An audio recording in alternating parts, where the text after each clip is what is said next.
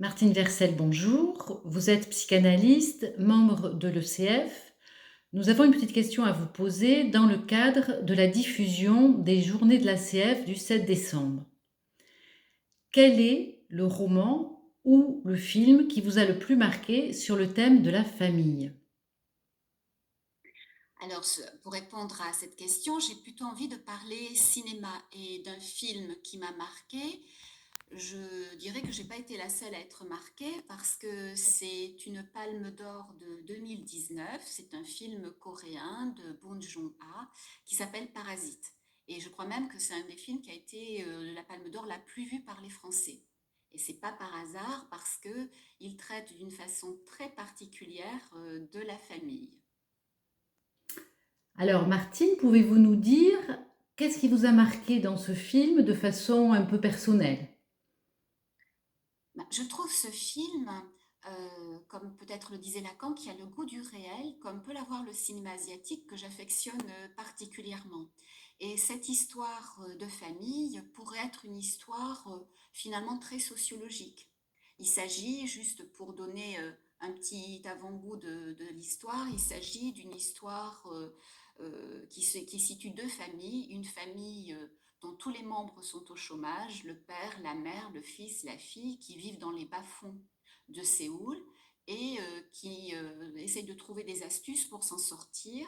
L'astuce qu'ils trouvent, c'est de présenter le fils à une famille qui, elle, appartient au Séoul riche, donc une très belle maison, avec un père qui est directeur international d'une grande société informatique et qui a une fille qui doit faire des progrès en anglais.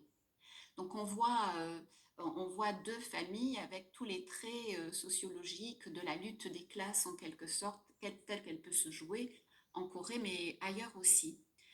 Mais pour autant, ce que j'ai trouvé passionnant, c'est que ces deux familles, et la famille pauvre, on va l'appeler comme ça, est une famille tribale.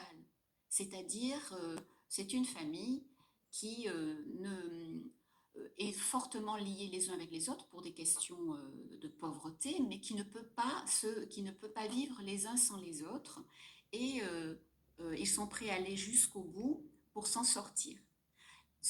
La famille, donc c'est pas du tout, et la famille la plus riche est également une famille pour laquelle rien ne se dit.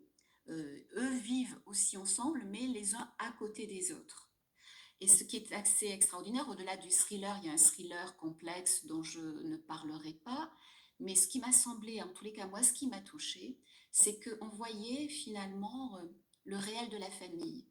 Et le réel de la famille, c'est moins finalement relation parfois père-enfant, mais c'est ce qui fait séparation ou pas séparation.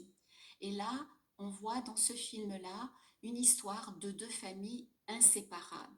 Rien ne peut les séparer, puisqu'il n'y a rien du côté du désir, ni du père, ni de la mère, qui permettrait aux enfants de vivre leur vie et de se séparer.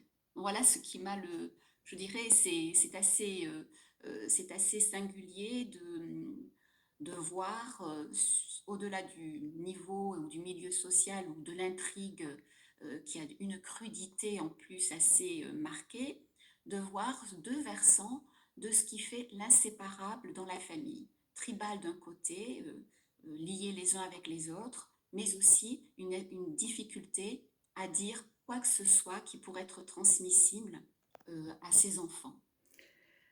Ben, merci beaucoup Martine pour cette belle introduction à notre congrès qui s'intitule donc Famille sans défamiliariser. Donc on est au cœur du sujet. Merci Martine. Merci.